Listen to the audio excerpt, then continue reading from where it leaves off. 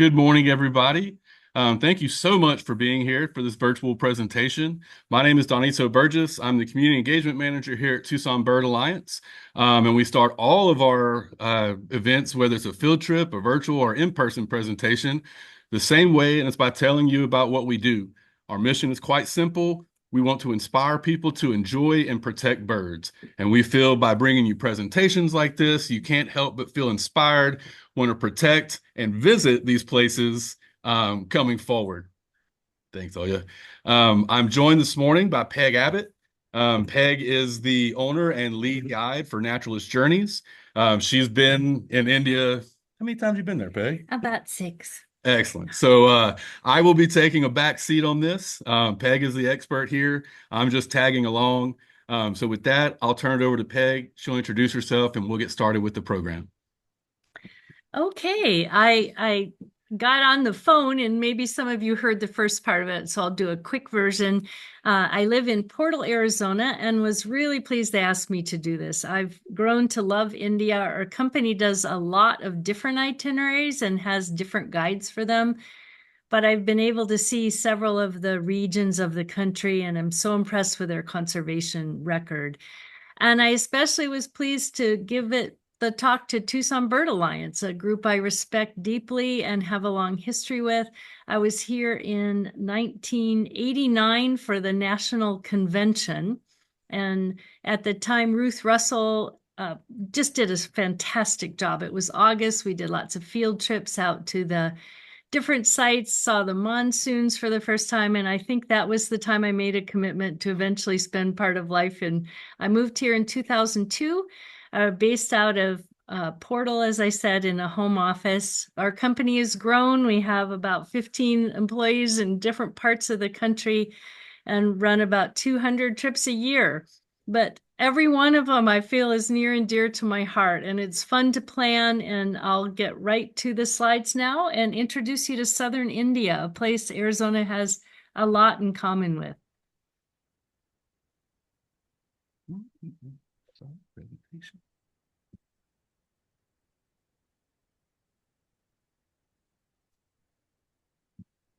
Okay, so we are planning a trip in 2027, which is a long way away, but we're still so excited about it. We just thought it was a great time to share the information. And Donito will be hosting the group from the Tucson Bird Alliance, and we have wonderful local guides. But India is surprising to many people.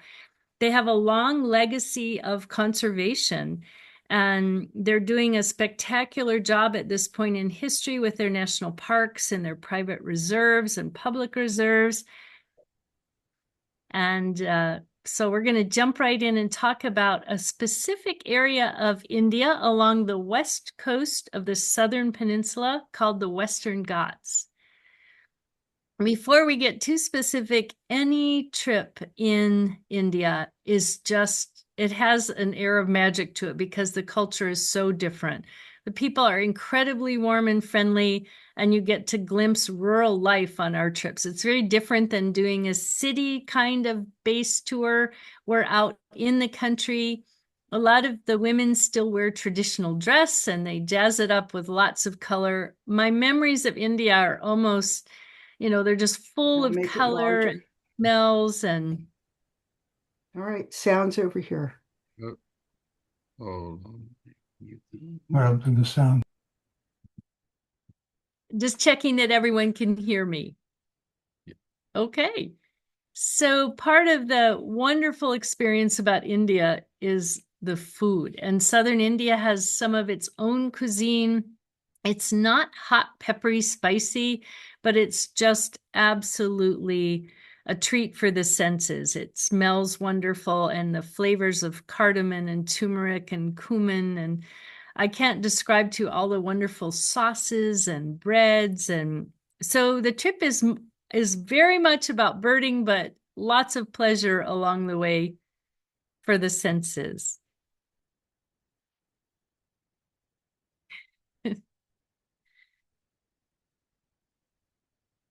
Okay. oh, there we go. So these are the different bioregions of the country, just to again say, like just our company, we do at least 4 different itineraries.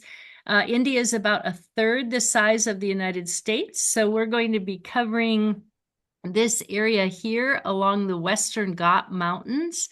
And we fly into Bangalore, which is right about here. And I'll show you the route in a little more detail. But the most species rich parts of the country are here in the Northeast, here on the Andaman Islands, which sits tucked up next to Indonesia, and in this region of the Western Ghats, where a variety of elevation adds to the tropical nature of the location. So those are sort of the gems of the gem within India. And it's just a birding heaven. It's a wonderful place to go and see a lot of endemic and specialty species. So if India has almost 1,400 birds as a country, it has about 80 endemics. Just this little region has at least 28 endemics and another 40 that are regional endemics shared with Sri Lanka or Bangladesh. So every day you're seeing special things that you would not be able to see any other place in the world. And our tours had a lot of fun trying to first log the 7 birds with Nilgiri in the name. Nilgiri is one of the mountain ranges, so it's like saying Huachucas or Chiricahuas to us. And the Nilgiris are blue mountains is how that's interpreted. And then Malabar is a kind of an ancient Arabic name for the West Coast that was used a lot during the spice trade. So this area was settled and explored quite early on in India's history along the Malabar coast. So there's a lot of Malabar birds. These have a little bit broader range. They go into Sri Lanka, but you'll see one of them is a trogon, and it looks very much like our trogon. So to sit there in the mountains of another country and be looking at something so familiar to us, I think you'll love the parallels. Palani and Wayanad are geographic regions, and these are some more of the endemics. So for a little eye candy of some of these birds, we will just give you a peek. So the little flower pecker, it's not much larger than a kinglet, and it does steal nectar by stabbing the flower with that sharp beak. They're little treetop birds, not the easiest to find, but we really enjoy it being an endemic. And then there are a number of these blue flycatchers all over Southern Asia. But in particularly, this is an endemic one in the Nilgiri or Blue Mountains, just a gorgeous shade. And then I've gotten very fond of laughing thrushes. To me, they fill a lot of the niche of our thrashers, and some are as secretive as crystal thrasher. Others are just bold like a curved bill and sing and sing and sing. But there's about 70 species of laughing thrushes. It's an Asian bird family, and you'll get to see quite a number of them. And then some are familiar like home. This is a pipit. It's fuzzy because I took it at about a half a mile away, I think. But they are specific to montane grasslands, so they're highly vulnerable. They are suggested for endangered species status because they're so tied to the locations in these Sky Island mountain ranges that have grassland. And then this one actually has a new name, but it was the Nilgiri Sholakili. You know how eBird changes names. But this bird was only split in the mid-90s into 2 species for different mountain ranges. So that was kind of an exciting example by a bird of how isolation on these mountaintops allows speciation to occur. And then wide-ranging species, the Nilgiri wood pigeon, Sri Lanka has its own wood pigeon. They have diversified throughout their range. And then here's a few of the Malabar specialties. So barbets is a big Asian family. This is a little tiny one called Malabar barbet, but luckily I think their feathers wrapped around a trachea. They call all the time. So you can find the barbets with ease. And then these absolutely stunning woodpeckers. It's a group called the flamebacks. So we'll see probably 3 species of flamebacks, and this is the one that is endemic to this region. Hornbills are the ecological equivalents of toucans. That bill is keratin like your fingernails. It's perfect for plucking fruit, hovering, going up, grabbing things you can't get, and intimidating birds at the nest because it steals little nestlings. But Oh, hornbills are pretty common. There's about 70 species of hornbill in the world. And then again, pigeons get around. So they get to these isolated range. There's the pigeon, and then up in the corner is a white-cheeked barbet sharing the screen. They've got a beautiful starling. Its closest relative is chestnut-tailed in Greater Asia, but it's specific to that Western Ghat range. And another of the spectacular hornbills. These are big birds. You think you can't miss them, but when they're in a fruiting tree, a lot of times it's their haunting calls that alerts you to find them. The scenery of the Western Ghats is so memorable, and you could do a botany trip there as easy as a bird trip. There's a lot of interesting and endemic species of plants, and just the views and the vistas. And it's nice to be in a tropical location, but be nice and cool for a good part of the trip. I got interested through a Tucson connection. I think many watching this know Peter Warshall and think he was a giant in conservation. And he worked on Mount Graham red squirrels, on jaguars, but he had a real love of the Sky Islands and wanted to raise their global significance, show people their awareness. So I heard him give a talk at this symposium back in the mid-90s. And I remember being absolutely fascinated by the concept, not only of continental Sky Island. I had been to the Galapagos. I got the concept of little islands and big islands and what's where on what island. But to see that applied to mountain ranges in a continental setting. And then if you ever worked with Peter, he's a synthetic thinker with a huge global scope. So he introduced us to the concept here in an area we know and love. And I think many of you have hiked and birded and explored the Sky Islands in the Arizona portion. There's about 16 above the border, 15, 16, depending if you count the anchas. And then the same below the border, bringing the total to just over 50. And these have habitat, especially in the upper elevations, which is discontinuous. There are grasslands or dry areas in between them. So they are very much an archipelago of habitat. And you could use any taxa. You could use plants, herps, dragonflies, butterflies, birds to talk about what's in what range. And people in Tucson help explore some of these that really haven't even been described, some of them in Sonora. And just to position you, this would be Alamos down here, kind of the southernmost Sky Islands. So the Sky Islands basically hold unique habitat due to an elevation gradient and are separated from each other by a vastly different habitat in our area, mostly grassland or desert. And Peter Warshall was the first person to map out the Sky Island complexes of the world. And I have the travel bug. I like to go to all of them. And I've been fortunate enough to go to a lot of them. Several occur here in the US, our own Madrean Archipelago, the mountains of Baja. This would be the Great Basin. The volcanoes of Central America, the Tepuis of Venezuela. Over here, Africa fans may have seen the Eastern Arc, or down here, the Drakensberg. And right here is the Western Ghats of India. So it is considered one of the best examples because the mountains are very distinct. So whereas we have about 50 islands in our archipelago, if you continue into Sri Lanka, there's more like 6 in the Western Ghats. So they're fairly easy for people to study. So I learned from Peter and his enthusiasm that this was a place I should think about and pay attention to. And we were going to India to the northern section, but here were the Western Ghats. They were a World Heritage Site, one of the world's 36 global diversity hotspots.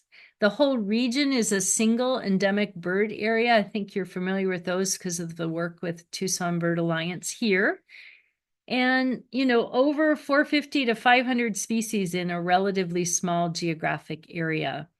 So they have all the stats to make you want to go there in your mind. But the other thing that's really intriguing is just the terrain. It's such a beautiful experience of mountains, elevation changes, steep slopes, dramatic valleys, impressive waterfalls, and they have a wet side and a dry side. So that leads to lots of birds.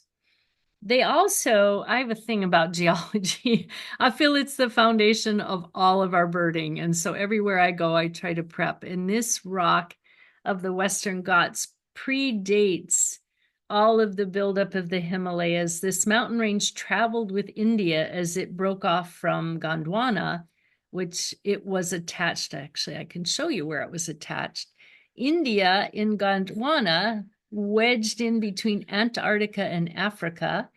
It started moving about 120 million years ago, shed Madagascar, shed the Seychelles, and through some hotspot activity and mantle plumes, it picked up speed and went and crashed into Eurasia, forming the Himalaya Mountains.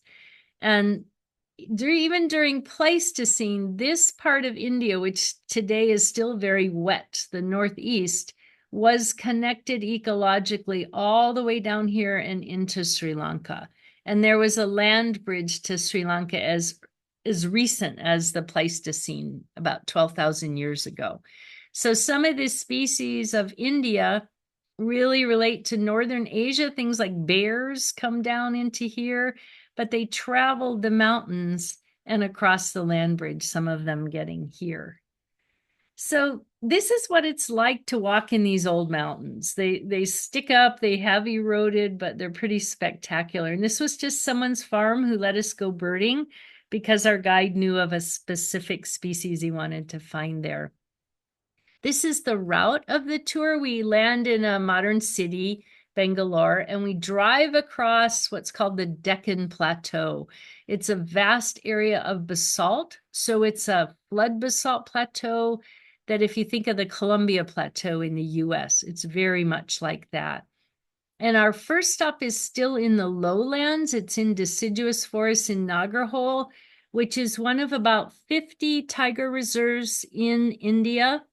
They've gotten extremely serious about preserving tigers. There are quite a few restrictions within the tiger reserves.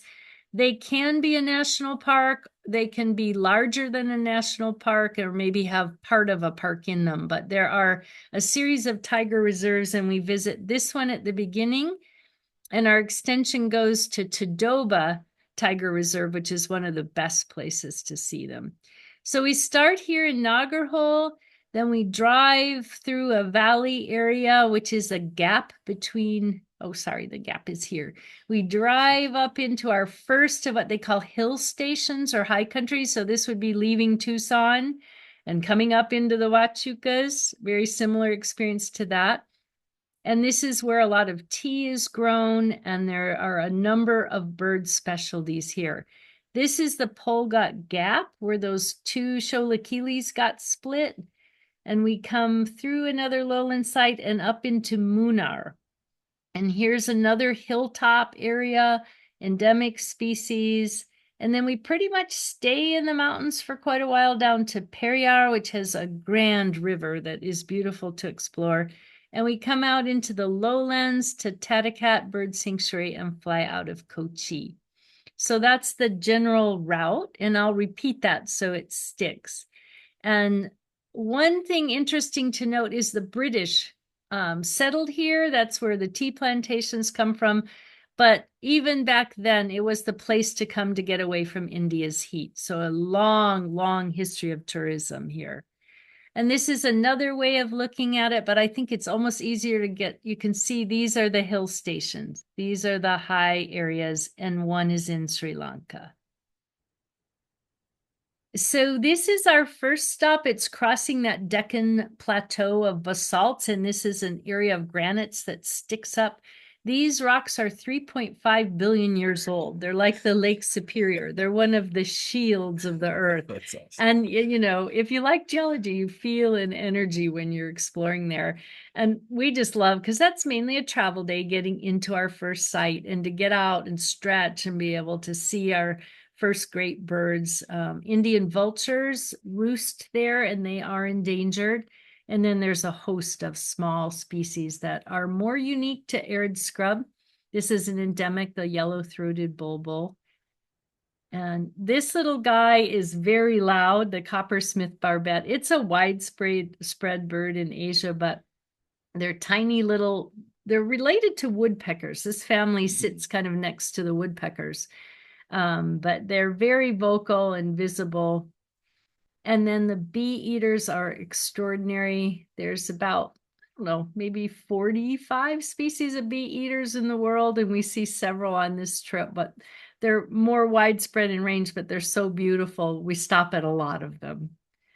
And this is another wide-ranging species now called common hoopoe, but they're in Europe and Asia, and they like this particular area. They're like road runners. When they get excited, they put their heads up. And then the whole sunbird family is so intriguing. They're an example of convergent or parallel evolution. They're very much like hummingbirds. There's about 150 species of them in the world. But what's bizarre is they sing. They're songbirds. So they look like a hummingbird. They feed like a hummingbird. This is another one, the crimson back or purple rumped.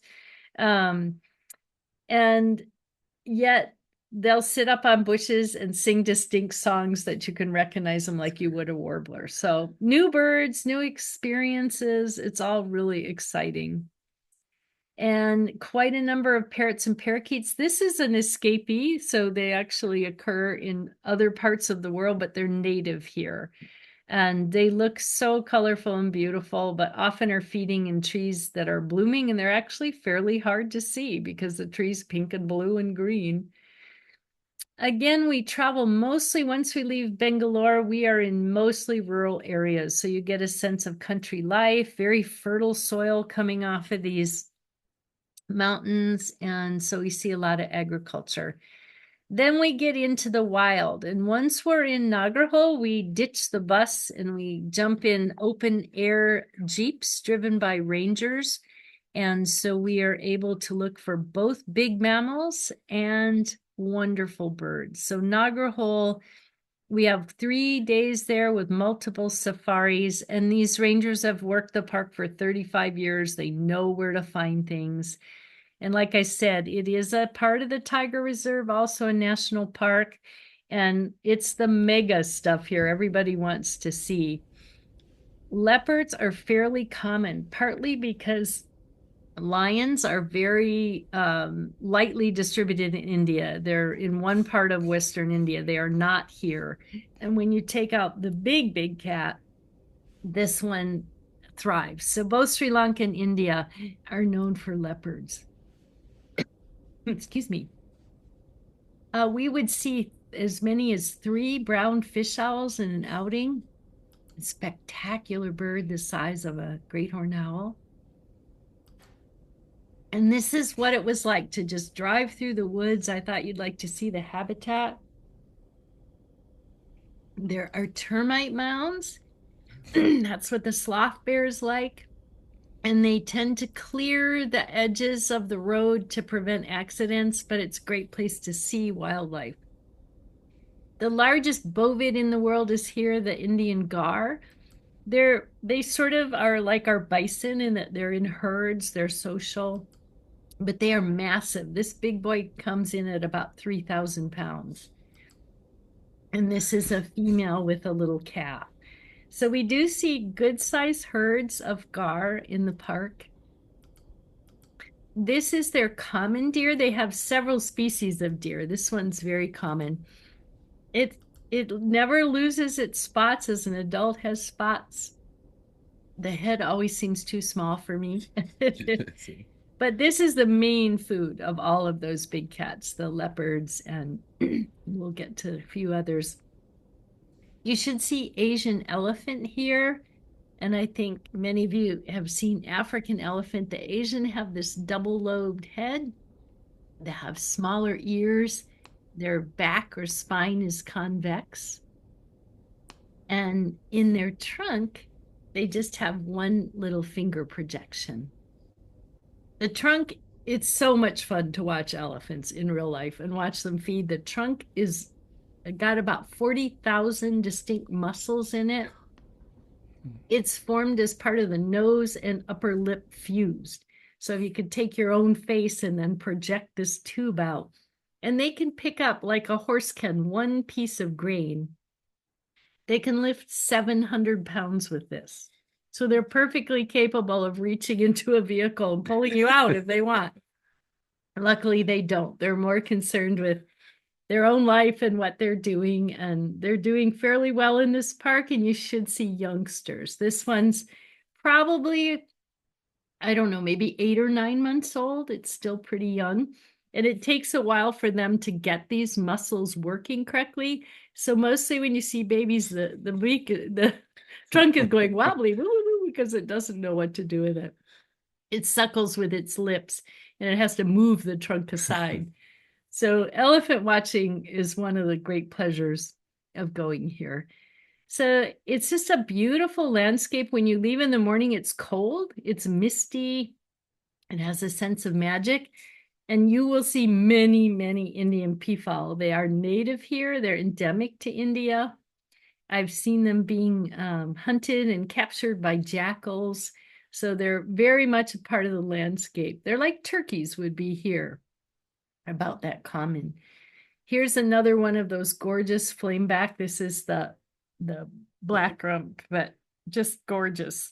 And they're loud, and you hear them on the trunks of the trees. Lots of different raptors. This is one of the more common. You see them perched, you see them flying. Some things will be more familiar to you. They're families we have here at home. This is an endemic in India, but it's clearly a nuthatch.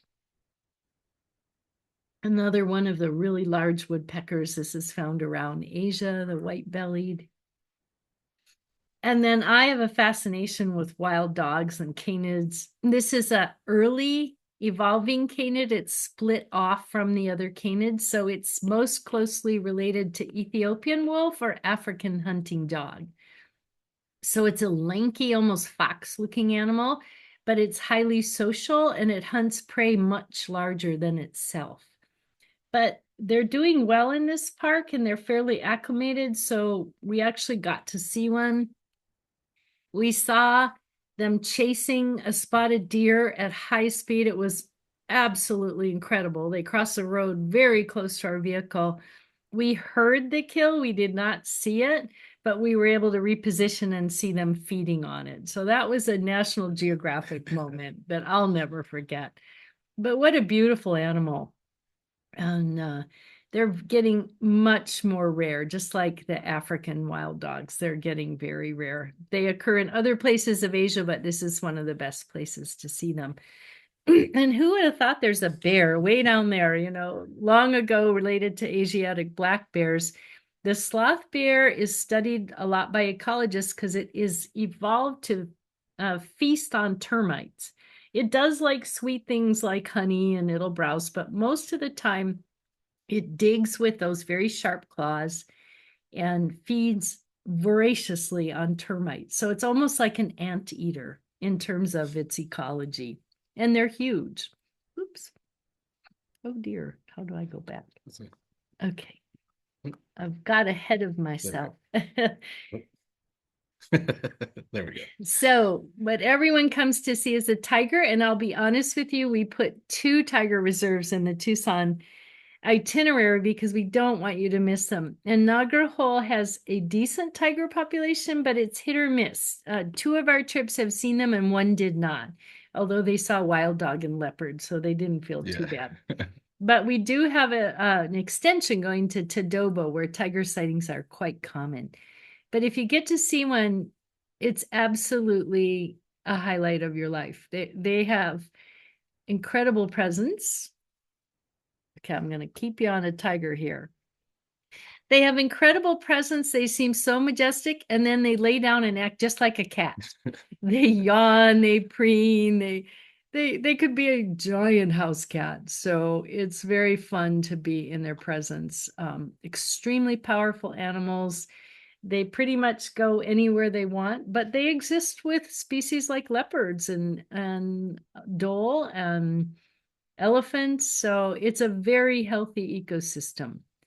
And thankfully, they're breeding. These are two pretty teenagers. Those are teenage tigers, and they're adorable, but they don't seem to quite fit into their coats yet. Yeah.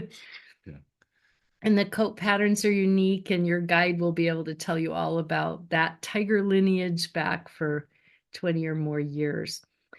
So each time we leave one of the reserves, we have a travel day, we have ground to cover. Often we have 4 or 5 hours of driving between those mountaintops that we looked at on the map. So we try to make the travel days fun. We're totally into snacks, trying local snacks, and it's really fun. This Ooty Varki, we just love that stuff. We bought it by the case. But we get to interact with the local people. We always stop for a nice lunch. Sometimes we stop for a hike and some birding. And species like langurs, a type of monkey, are common. We see them on the roadside. It seems like a lot of our bird of prey sightings get seen on the travel days. You've got a big wide expanse to watch for them. So we pull the bus over where it's safe and take a peek. At the end of a travel day, we get to one of our lodges. We work with an operator in India that really understands what our people like. We want comfort, but not luxury necessarily. We want atmosphere. We want nature surrounding us. A pool is wonderful, so people can get some exercise if they like, or just take a dip. But we do stay at a nice variety of lodges. And again, this area has had tourism for a long time. So they do cater to tourists and have nice places available. And then you can go out on your own with your camera, and around the lodges you find more common species, but still absolutely charming and new for us. So the common tailor bird is like seeing a Bewick's wren, it's just fun. And then jungle babblers, I think they should be the name of a band. They're really loud, really vocal, and 20 of them come at a time, and they'll be just all around your little stairs up to your cabin. This is the equivalent of our pygmy owl. It's a cute little tiny owl that's quite common, and often we find them roosting somewhere along the property we stay at. This is another of the barbet. I showed you the little tiny coppersmith. This is a big chunker. This is more of a, I don't know, what would it be, a analogous size? Something here would be robin size or larger with a big bill. Yeah, Kiskadee. And their doves are beautiful. This is a very, very common dove, but a pleasure to see and to have around you at the lodges. This little palm squirrel makes a very bird-like sound, so it takes you about 3 days to get used to that and not keep going to look for the bird. But it's a very common and cute little squirrel. White eyes blend right in with the blossoms, and they feed. They come in little gangs, mixed flocks sometimes. And then we're up into the mountains again. So we leave the lodge early and get up into the high country. So on the left, this is tea. And tea is the second most consumed beverage in the world after water. And it's incredible how much ground in Asia and other places of the world, in that island arc of Africa, you see loads of tea. The British came to the high country because it was pleasant to live there, had cheap labor, and quickly made tea plantations. But it's kind of a living landscape between wild places and tea. And this is the national park, and we switched to these little tuk-tuks to get up the road so we don't spend the whole day hiking. So this is one of the national parks, or Vaculum, that we visit, and we take the tuk-tuk up there. There's any number of beautiful species bird-wise. Wildflowers are fantastic, and there is an endemic mammal here, which is called the Nilgiri, or Blue Hills tar. This particular national park is their stronghold. They are endangered. They were studied by George Schaller, the very famous mammologist who's written a lot of books. And they probably evolved first in the Alps of Europe, spread across the mountains of Asia, down through India, and then became isolated after climate separated them in this Western Ghat area, and they occur only here. So it was really thrilling to see them, and they're very much like our bighorn sheep. They just love open places they can get away from predators and feeding on lichen and plants associated with the mountains. So we saw whole herds of them. We're able to see some of the babies, and we were lucky to have a good weather day. It was a lot of fun. And this is our local guide, Abhijit Sarkel, who is also our operator, and he's brilliant, and his wife runs food tours. So it's a nice mix. Here are some of the high elevation birds, absolute beauties, and they're usually in pretty thick cloud forest kind of forest, and we have to hunt for them, but with a guide, it's all possible. And then down we go again. We leave the Munnar region, travel down. We might stop at a market. Somebody wanted a basket, so we made a quick stop and heard all about this gal's life and her family. And you see a lot of agriculture, and I just love the grazing mussels on these guys because he didn't want them feeding while he was trying to get the field plowed. While we're down between mountain ranges, we stop in a more of a brushy area. And part of why Peter Warshaw was so interested in this area is there is a squirrel here called the giant squirrel. And it's about the size, I don't know, it's very large. It's about the size of maybe a blue heeler dog. It's not hefty like that, but big. And here at Chinar, they have a grizzled giant squirrel. Also lots of woodpeckers. This is the Malabar giant squirrel, and we see these in almost all the mountain ranges. But the grizzled we only see at Chinar. But it's cool because there's speciation among the giant squirrel, and they also occur in northeast India. That one time they were joined by the land bridge. This area we get a number of different birds just because the habitat is so different. So some of these, the bulbuls are endemic. Great raptors there. They like to feed on lizards and snakes as well as mammals and birds, so the raptor diversity is high. And we get gray langurs and the bonnet-capped langurs. Mongoose, that's a whole new family unless you've seen them introduced in the New World. They're an Old World, the Viveridae. And often we have some that are solitary, some that are colonial, so we get to study animal behavior a lot. And up in this high part of the range, the mountains get to almost 9,000 feet. So when we're on the passes, we're usually between 7,000 and 8,000.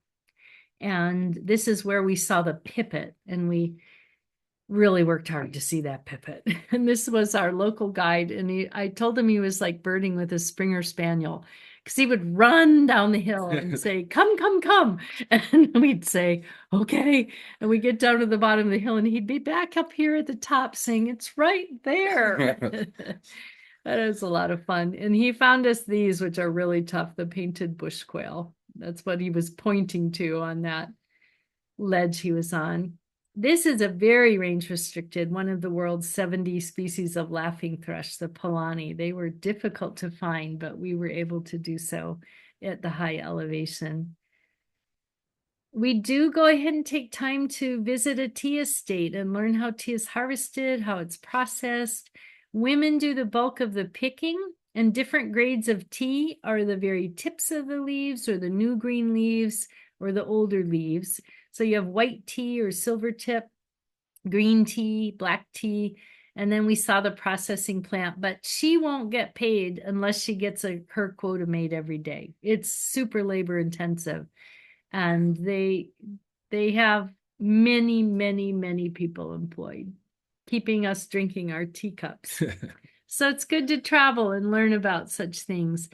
This is our final mountain stop. We went down, we started in the Nilgiris, we went to the Munnar or Ooty area, and now we're going to end here at Periyar.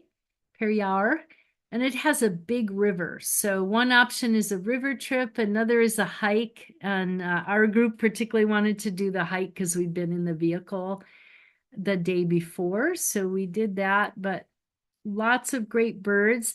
And this was some of the best owling I've ever done. We just stood by the swimming pool and we got 3 species of owls to come in. So that was great. And this is where we got our best look at the Malabar trogon, which is shared endemic with Sri Lanka, so a regional endemic. And look how much it's similar to our trogon. So there you are, halfway around the world and seeing things you're familiar with. The walk we took was extraordinary. It was so pretty along the river. It reminded me a little bit of the Texas Hill Country, but lusher and bigger trees.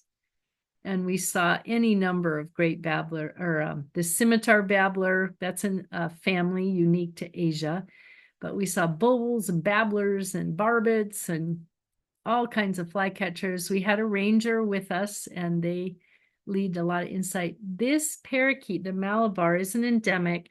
They were everywhere around the workers' cottages and in the fields adjacent to the park.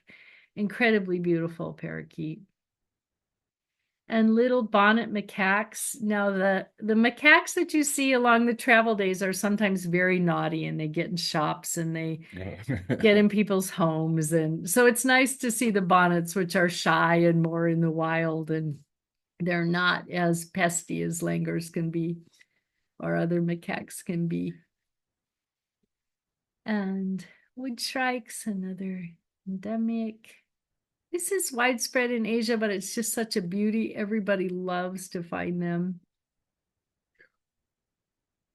The babblers are a big family in Asia, like 400 species. There's, I think, 170 species with babbler in the name. So they're overwhelming. It's when you appreciate having a guide to tell you, pay attention to this one, or, that one's common. But sorting out the babblers is quite a challenge when you bird in Asia. There's our little heart-spotted woodpecker, and we were so happy. They're a small one, and we were able to watch it nest building, which gave us extended time with them. We do really take time to try to find good food and also local food. So this is just a local cafe, but our agent knows that it's safe for tourists to eat there and it's clean. And they brought around a palm leaf, or a great big, maybe that's a banana leaf. Yeah, that's a big banana leaf. And then they did settings for us in these little dishes. These are all sauces. And then they come around with big bowls and give you dollops of all the different things to wrap up in your bread. So that was one of our funnest lunches. And a highlight of the whole trip is a lunch we had with very dear friends of Avi at their private home. So we ate food we would never be able to have in a restaurant. And we were able to get some of the recipes and learn about the cooking. And that was a really special meal. So we try to break up the days and the driving and the experience with our food fetish, I guess you could say. And then our final stop is in the lowlands. We're wrapping back to the north here on the way to the airport. We have 3 nights at a very famous place. If you were a British bird watcher, you would have certainly heard of Thattakad. And it's a place to find immense forests, big trees, and secretive little species like frogmouse. These are crazy. They're nocturnal birds that luckily local guides are hired that literally stay with these guys and know where they are. So our local guide finds that local guide that leads us to this Sri Lankan bay owl or the frogmouse. We also get to spend some time in hides there. They're well organized and you're silent in them, and species come very close. So the photographers are particularly happy there because you get the interaction of species and they're close and you get repeated chances to see them. And this guy is a corvid, and he has all the personality of a corvid, makes a lot of noise, runs around in groups, and just extraordinary, big long tail. He was there at the bird hide. And Asian emerald doves, just a gorgeous dove. And orioles. Big beak. People always ask me, can I do this? What's the pace like? This tour does cover quite a bit of geography. So there are those travel days I talked about between the reserves. And once we're there, we don't do long hikes. We do hikes that are about a mile, maybe 2 would be a long one, and they're at a birder's pace. So as long as you're okay on some uneven ground, this is a creek crossing. That was probably the hardest thing we did the whole trip, and everybody helped each other. And the worst scenario is you got your feet wet. But it is a very nice trip. So as long as you're used to being outside on uneven ground and getting in and out of the vehicles, you'll do fine. We went to a spice farm. This was a local guide, and they showed us how cardamom was grown. We figured out why it's so expensive, because it's little buds on stems that have to be hand-picked. This is a boat ride that we did. That was a lot of fun. We saw numerous species on one of the big rivers. And then this is typical. We walk through somebody's farm looking for our birds and looking at beautiful scenery. We do some night birding, which is really exciting. They have extraordinary owls. You should see 10 or more owl species. And nightjars. We see the very large eared nightjar and this smaller jungle nightjar. Owls are always a big hit, whether we find them in the day or the night. We try very hard to see some of the special owls of the area. And wetlands are a magnet. They're great for travel days for a stop to learn more about the species, and they have some really spectacular ones. This is very much like our green heron. Shows a lot of white when it flies. It's kind of a startled pattern. And then this creation is so jazzy, with the pink getting brighter and brighter as it goes into breeding. So it has pink under the wing as well as in the tail and the legs. And when you see one, you often see 50. It's a very common species, the painted stork. These are not as common, but they're snail specialists. So they have those oversized tweezers to pick things up. And sometimes they pick up one of the amphibians or something different, but often it's a snail.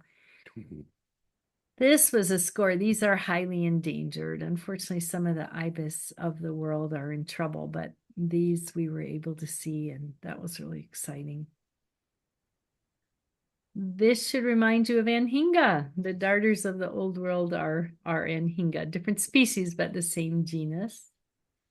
And then lots of shorebirds. So those are fun. We always have scopes, and you'll get a good view at things through the scopes. Around the wetlands, some of the other common birds tend to come in. The roller is a little bit like the lilac-breasted roller, so famous in Africa, very colorful.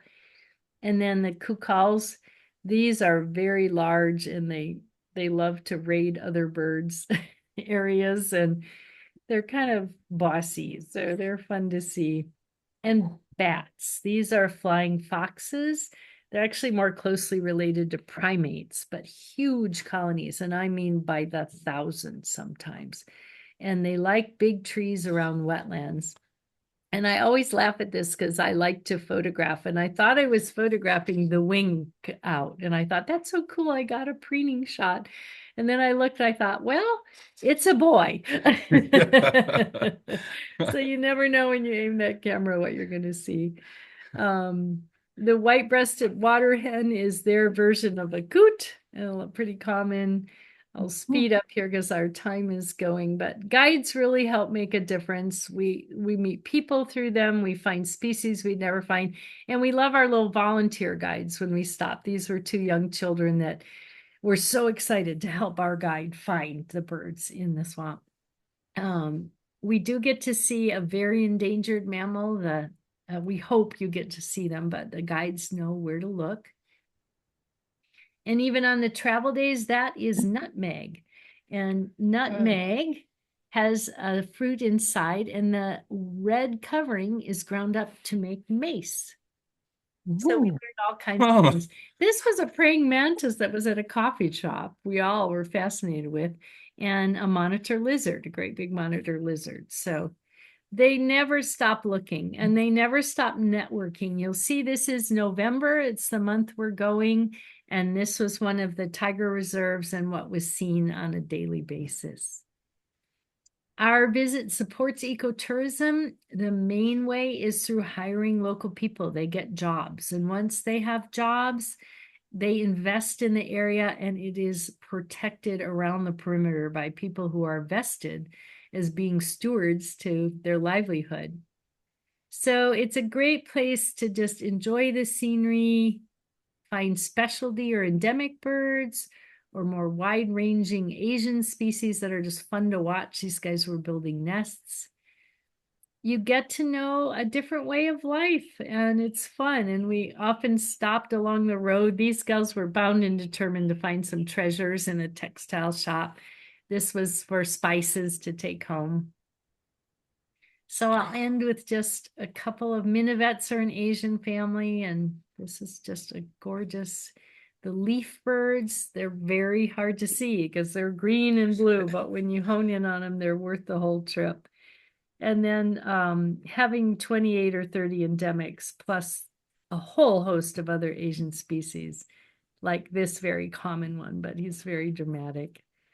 We do look at a lot of other taxa. I just had to stay in my timeline, so I couldn't tell you about all the wonderful herps and butterflies. Oh my goodness.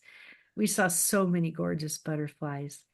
So these are the dates of the trip with the Tucson Bird Alliance, and it's a sweet experience and a chance to see another culture and to have a lot of fun. And that's the end. Wonderful.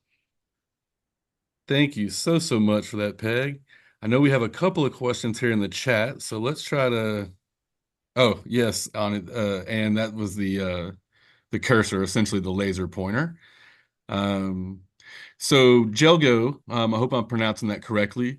Yeah, we did record today's presentation. I will be sending out a wrap-up email to everyone who was registered today. And in that email, I will have a link to the YouTube channel where you'll be able to view this entire presentation. I'll also CC Peg on that. I'll have operations at Naturalist Journey on that. I'll be on that email. So again, any questions that you have after this, I know if you're like me, I'm sure as soon as we end this Zoom, you'll think, oh gosh, I meant to ask about that. I meant to ask about this. Don't worry about it. That's what we're here for. So then let's see. Hold on. I got a couple more here. I think I see.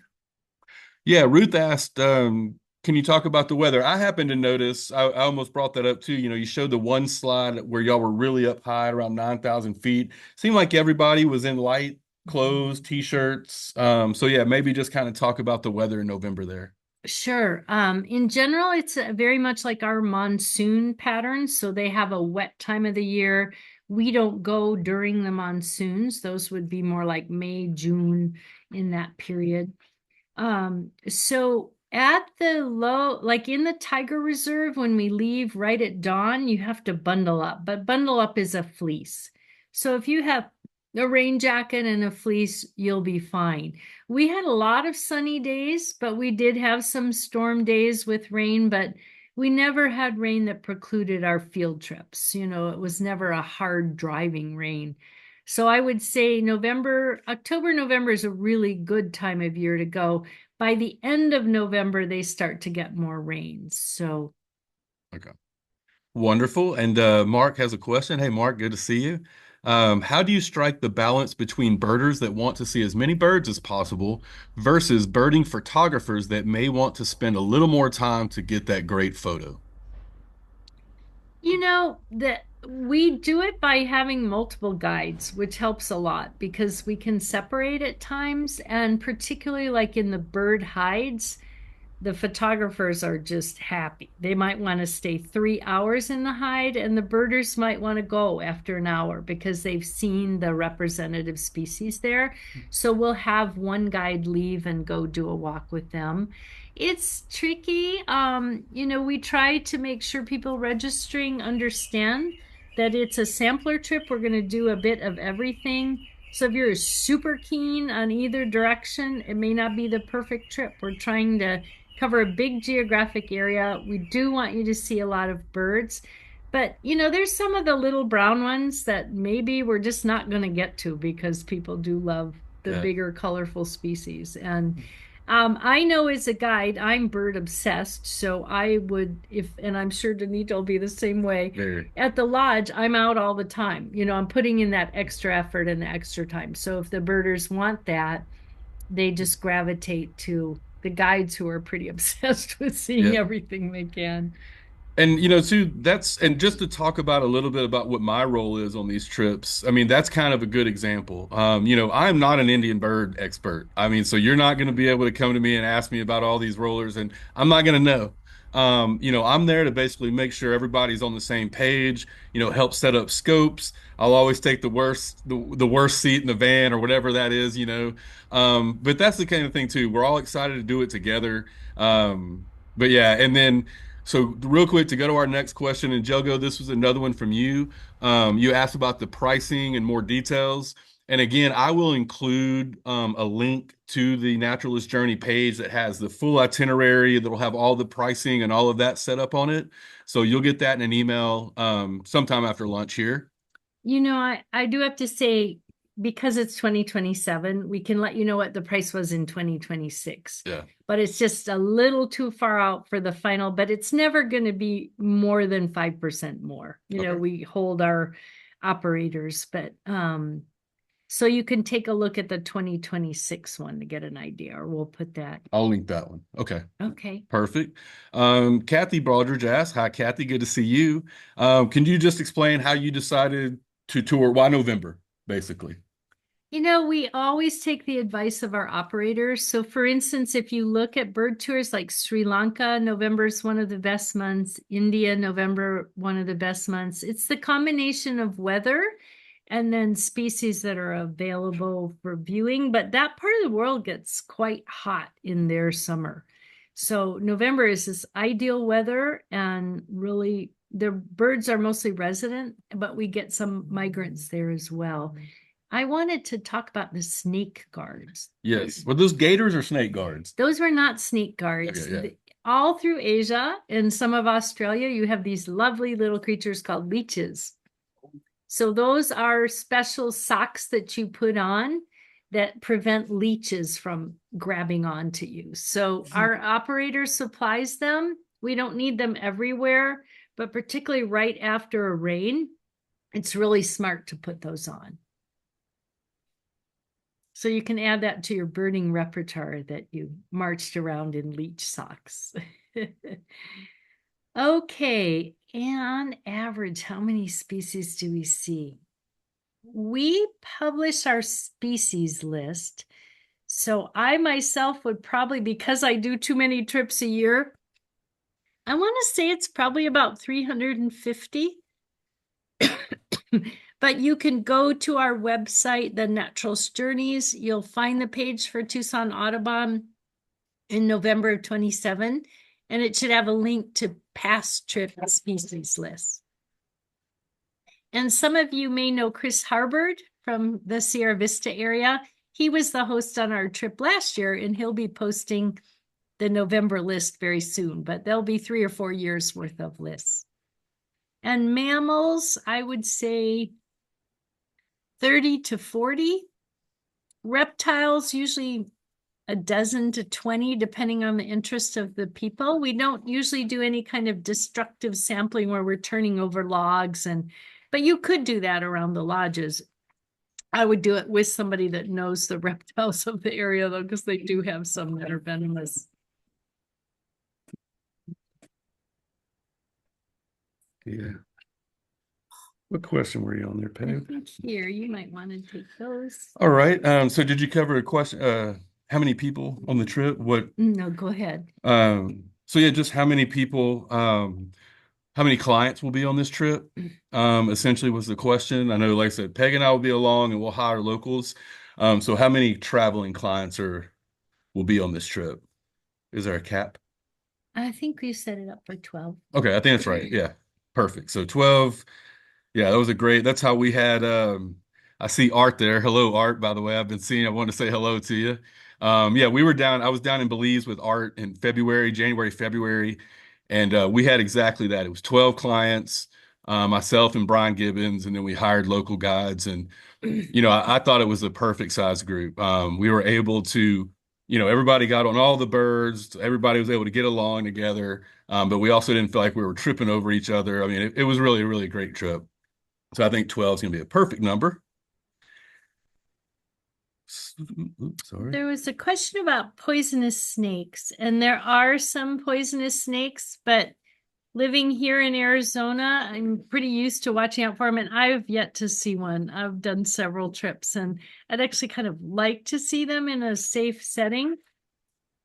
The herps are not easy to find there, but we also really don't go off of trails very often. We're not, other than maybe to see the frog mouse or the bay owl, and then the guides have taken a machete and made a little path for us. So I think you would have to work at herps. If we know ahead of time the group has a big interest in that, we can, let the local guides know. All right. Thank you there. And then June asked, can you send us a PDF link to both the geographic and route maps? I would like to carry them with me for bearings and leave one at home. Absolutely, June. That's something we can do. Yeah, I'll get with Peg on that, and then we're more than happy to provide that for you. Kathy asked again, 1 vehicle to transport guides, host, and client, or 2? And then just real quick, we'll just do a 2 for here with Kathy. So, and then how long would a typical birding day be, start to finish? Okay.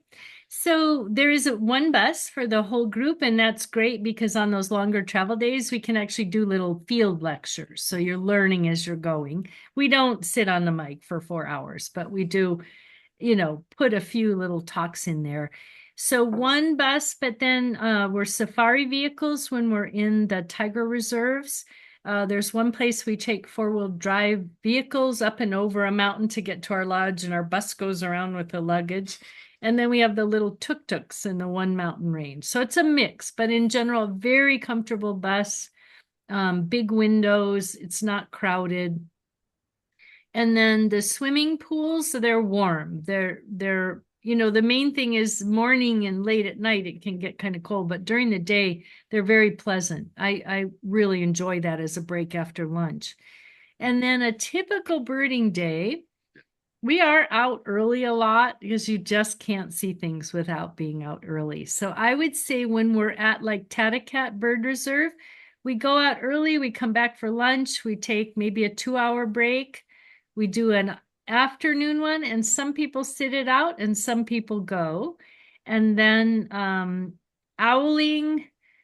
What's nice, some of the outings in their parks, they allow you to drive back in the dark. Usually in Africa, you have to be back by sunset, but they allow you to work your way back. So we can owl before dinner. It's dark at 6, and you can see an owl or 2 on your way back in. So owling isn't oppressive at all. It's not after you've had dinner and a glass of wine and, oh, I got to go back out again. So owling was pretty easy, and we saw a lot. But I would say on a travel day, we try not to make it more than 5 hours of driving in a day because it's a lot, and we get out. So that day can be long because we've taken a hike, we've had a special lunch, we've, done things along the way. So the travel days, we try to have multiple nights at lodges, so then you have a day you're hardly in the vehicle the next day. Thanks.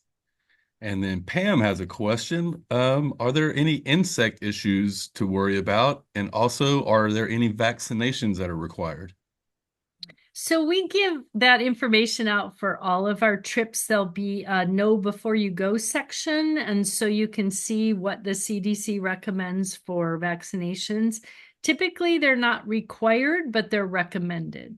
And then I don't remember, the leeches were a little testy at one place after a high rain, but we all had our special socks and we all checked each other for them. So I don't remember leeches being a big issue there. In Sri Lanka, we had quite voracious ones. So I don't remember insect issues, but I do travel a lot. So, but I don't, it's nothing like Alaska and mosquitoes. You always want to be careful. For instance, check if malaria mosquitoes are present, but you're up at elevations where you're not at risk for that very much. But the lowland you might be, and it would be good to check.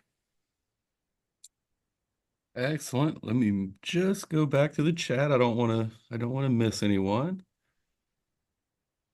All right. Well, I think we got all of the questions in the chat. Again, I will be, look for it in a couple hours. I will upload this onto YouTube. I'll email everyone.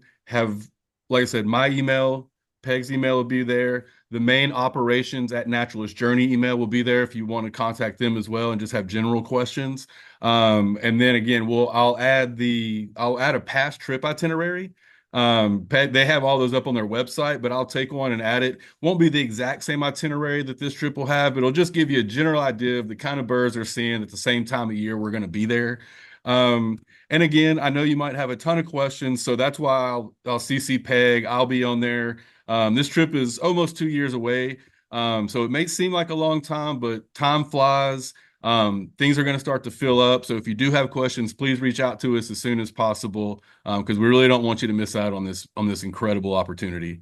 Then real quick, we got time for one or two more. Gay asked, what is the average and highest elevations, and are the travel days over? Not sure what that, but go ahead. I mean, I'll let Peg answer about the average and highest elevation. Sure. I would say on average, now the lowland sites are maybe 1,200 feet, 2,000 feet, about like Phoenix might be. And then when we go up in elevation, we usually stay around 5,000 to 6,000 feet. And then when we drive into the parks or go over mountain passes, we might be at 7,500 feet. We don't get to the 9,000 feet that the highest peaks are. So I would say that probably the highest we would get to would be 8,000. And that would be a daytime, not where we're sleeping. We would be sleeping more like 5 or 6. All right. And then Juggo has a question about just kind of if you pay the deposit on this trip, what is the cancellation policy in case of a medical or another serious reason? And again, we do spell that out really clearly. So I can give a short version, but you can read the document. So basically you put a deposit down, and from now to 4 months ahead of the trip, 120 days out, it may be 150 days out if this is a safari, you can cancel, and your only penalty will be an administrative fee that just covers the costs of getting you set up as a client, setting up the client portal, all of that. So you can cancel with just a small administrative penalty. Then when you make an interim deposit, it'll tell you this is now 50% refundable. And at a certain date, it's non-refundable because we couldn't fill your space, and we've sent all the funds to our operator in India. So that's why you would get trip insurance. It's really important because you don't know. I mean, I just fell in Sri Lanka and broke my wrist, and I finished the tour. But, had I done that in the States 2 days before I left, I might not have gone. So we do highly recommend trip insurance. Excellent. Well, I'll tell you what, I know, first off, I just want to tell everybody, thank you so much for your patience at the beginning. We had some issues with our Wi-Fi and the technology, so we really appreciate y'all hanging with us through that. We do need to wrap up, but again, you'll have our emails. So if you have more of these questions, please feel free to reach out to either Peg or myself. We'll try to send you as much information as you can to hopefully answer some of these questions for you.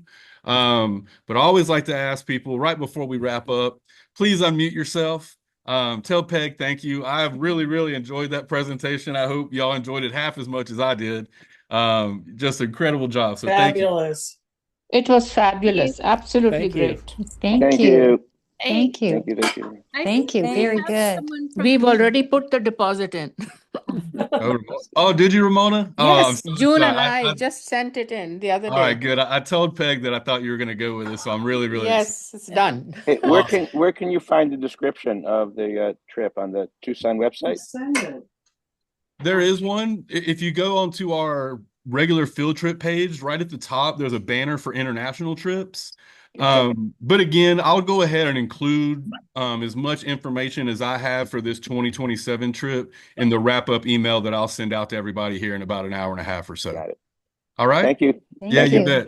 Thank you all so much. Thank you. Hope to see It's you in India. wonderful. Bye. All righty. Bye-bye, everyone. Bye.